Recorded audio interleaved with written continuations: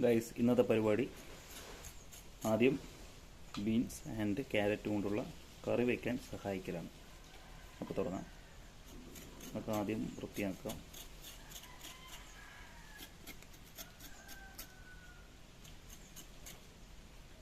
പിന്നെ നമുക്ക് ഇതിന് കട്ട് ചെയ്യണം. ഇത് കട്ട് ചെയ്തിട്ട് കാണിക്കാം. ഓക്കെ,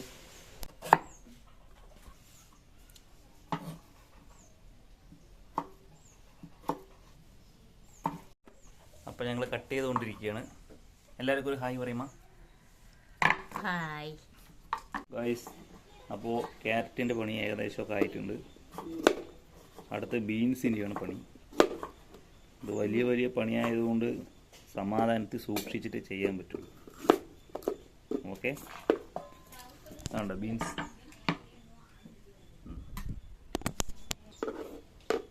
അങ്ങനെ ഇലക്ഷനൊക്കെ ആയി. അപ്പോൾ നിങ്ങൾ ഉറപ്പിച്ചു അല്ലേ ആർക്ക് വോട്ട് ചെയ്യണമെന്ന്?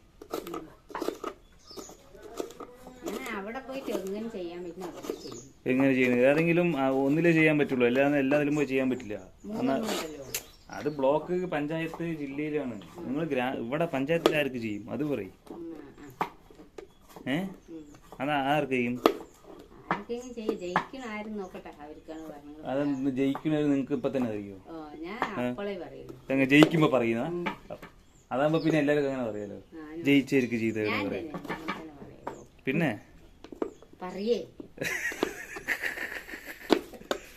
ഞാൻ പറയുന്നത് ഒരു മാറ്റം ആവശ്യമാണ് അല്ലേ? അല്ലാണ്ട് കാലാകാലങ്ങളായി നമ്മൾ ഒരേ ഇതിൽ തന്നെ ഒരാളെ ജയിപ്പിക്കണമെന്നൊന്നും നിർബന്ധമില്ല.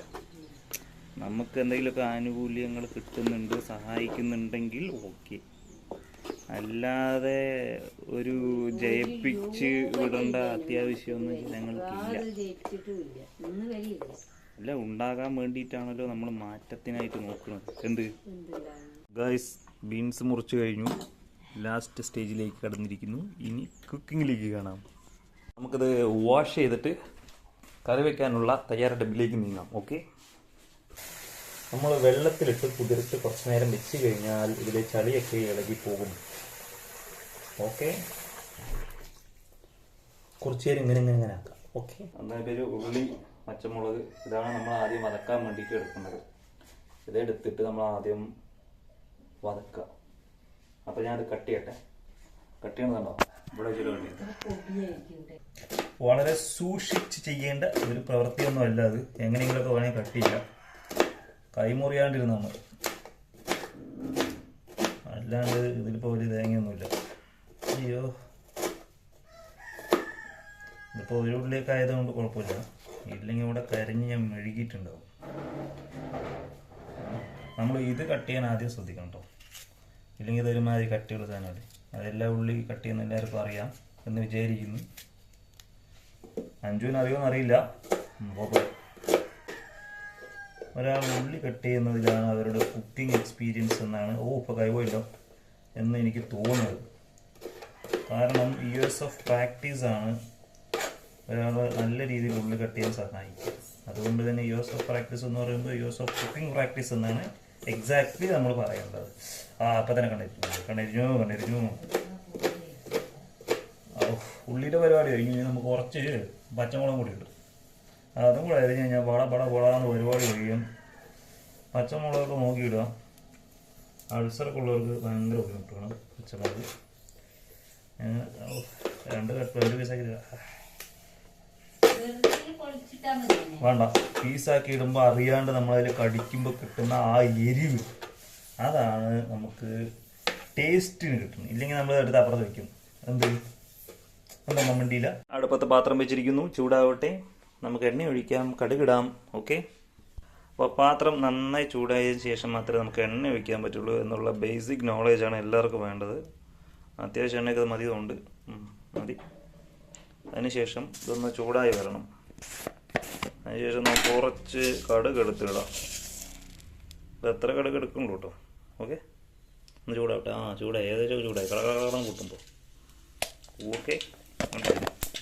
മാറുന്ന ചെയ്ത് കണ്ണിത്തരും സൗണ്ട്. Super super super. പിന്നെ നമ്മൾ എന്ത് ചെയ്യാം, ഈ അരിഞ്ഞു വെച്ചിട്ടുള്ള ഈ ഉള്ളിയൊക്കെ എടുത്ത് അതിലിടാം. ഓക്കെ, പൊട്ടിത്തെറിച്ച് ഇനി പ്രത്യേകിച്ച് പണിയൊന്നുമില്ല. കുറച്ച് ഉപ്പിട്ടിട്ട് നമുക്കൊന്ന് വതക്കി കൊടുത്താൽ മതി, അത്രേ ഉള്ളൂ. ഇത്തിരി ചെറുതായി ഇളക്കി വയ്ക്കാം. ഇതിൻ്റെ ഗ്യാപ്പിൽ നമ്മൾ വെള്ളം ഒഴിച്ച് വെച്ചിട്ടുള്ള ഇതുണ്ട്, അപ്പോൾ ഇതിനൊന്നുകൂടെ കഴുകി എടുത്ത് വൃത്തിയാക്കി വയ്ക്കണം, എന്നാലേ അതിൽ ഇടാൻ പറ്റുള്ളൂ. ഓക്കെ, ഒന്നുകൂടെ നല്ല പോലെ വെള്ളം ഇട്ടിട്ട് നമുക്ക് എന്ത് ചെയ്യാം, കഴിക്കൊണ്ടേയിരിക്കും. അപ്പോൾ ഈ ചളിയൊക്കെ തന്നെ പോട്ടെ. ഹെൽത്തി ഫുഡ് ഈസ് അതാണ്, അതന്നെ ഹെൽത്ത് ഈസ് വെൽത്ത്. അതാണ് ഞാൻ മറന്നു, ഇടയ്ക്കിടയ്ക്ക് ഞാൻ പറയാറുണ്ട്, പക്ഷേ sometimes we all forget something. ധരിക്കാൻ കിട്ടുന്നില്ല, ഇവിടെ ഒരു സ്ട്രെയിനർ ഇല്ലാത്തതുകൊണ്ട് എൻ്റെ കൈ തന്നെ വേണ്ടിയിരുന്നു. ഓക്കെ, ഇത് നല്ല വതങ്ങി വരുന്നതിൻ്റെ ഒരു മണമൊക്കെ വരുന്നത്. നമ്മളിങ്ങനെ ചിക്കന് വതക്കുന്ന പോലെ ഒന്നും വതക്കേണ്ട ആവശ്യമില്ല. ഇത് കറിയായതുകൊണ്ട് ഒരു മീഡിയം ലെവലിലൊക്കെ മതി എന്നാണ് എൻ്റെ ഒരു നിഗമനം.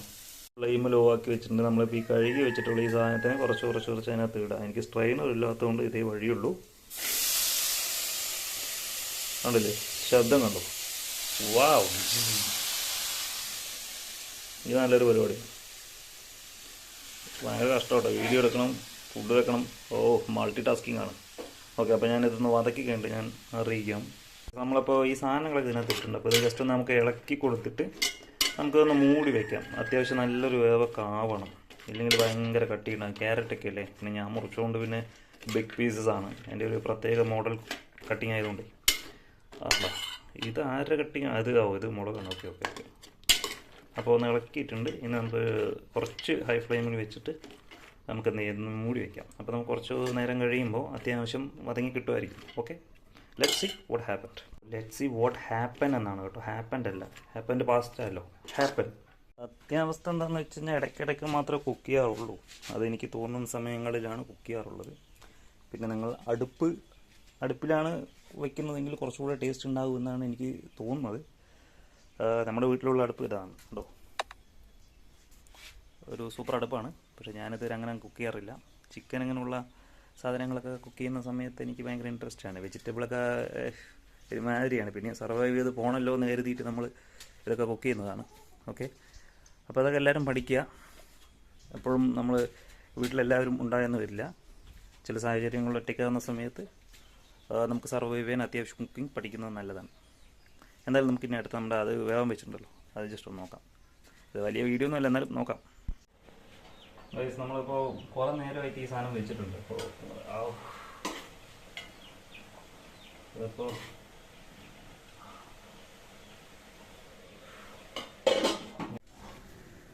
പിന്നെ നമ്മൾ ഈ കുക്ക് ചെയ്യുന്ന സമയങ്ങളിൽ കുറേ സമയം നമുക്ക് വെറുതേക്ക് ഇതൊക്കെ ആവാൻ കുറച്ച് സമയം എടുക്കുമല്ലോ.